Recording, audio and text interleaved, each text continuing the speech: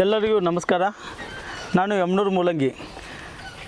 ಜಯಪ್ರಕಾಶ್ ನಾಗತಿಹಳ್ಳಿ ಅವರು ಬರೆದಿರುವಂತಹ ಸಾಹಿತ್ಯ ಚಂದನದ ಬಗ್ಗೆ ಇವತ್ತು ವಿಶೇಷವಾಗಿ 15 ಜನ ಸಾಧಕರ ಬಗ್ಗೆ ಅವ್ರನ್ನ ಭೇಟಿಯಾಗಿ ಅವ್ರನ್ನ ಸಂದರ್ಶನ ಮಾಡಿದಂತಹ ಪುಸ್ತಕ ತುಂಬ ಚೆನ್ನಾಗಿರುವಂಥ ಪುಸ್ತಕ. ಇಲ್ಲಿ ನನಗೆ ಬಂದಿರೋದು ಮೊದಲನೇ ಚಾಪ್ಟರ್, ಪ್ರೇಮಾ ಭಟ್ ಅವರ ಒಂದು ಸಂದರ್ಶನ. ಪ್ರೇಮಾ ಭಟ್ ಅವರು ಉಡುಪಿ ಜಿಲ್ಲೆಯಲ್ಲಿ ಹೆಗೂರು ತಾಲೂಕಿನ ಹೆಗೂರು ಗ್ರಾಮದಲ್ಲಿ ಜನಿಸಿದಂತಹ ಮಹಿಳೆ.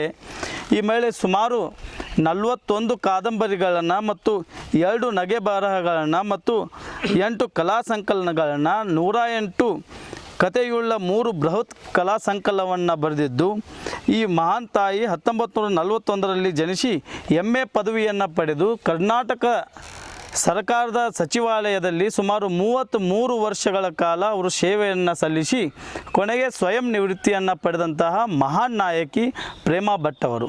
ಇವರ ಸಂದರ್ಶನವನ್ನು ನಮ್ಮ ಗುರುಗಳಾದ ಜಯಪ್ರಕಾಶ್ ನಾಗತಿಹಳ್ಳಿ ಸರ್ ಅವರು ಮಾಡುತ್ತಿರುವ ಸಂದರ್ಭದಲ್ಲಿ ಅವರಿಗೆ ತಾಯಿಯ ಮಮತೆಯ ಬಗ್ಗೆ ಕೆಲವೊಂದು ಪ್ರಶ್ನೆಯನ್ನು ಕೇಳಿದಾಗ, ಸಂದರ್ಶನವನ್ನು ಮಾಡಿದಾಗ ಪ್ರೇಮಾ ಭಟ್ ಅವರು ಬಹಳ ತಾಯಿಯ ಮಹತ್ವ ಎಂದರೆ ಏನು ಅನ್ನೋದನ್ನು ಸವಿಸ್ತಾರವಾಗಿ ಈ ಪುಸ್ತಕದಲ್ಲಿ ತಾವು ಸಂದರ್ಶನ ಕೊಟ್ಟಿದ್ದು, ಇದನ್ನೆಲ್ಲ ನಾವೆಲ್ಲ ಕೇಳಿ ಇದನ್ನ ಅನುಭವ ಪಡ್ಕೋಬೇಕಂಥೇಳಿ ತಮ್ಮಲ್ಲಿ ವಿನಂತಿಯನ್ನು ಮಾಡ್ಕೋತೀನಿ.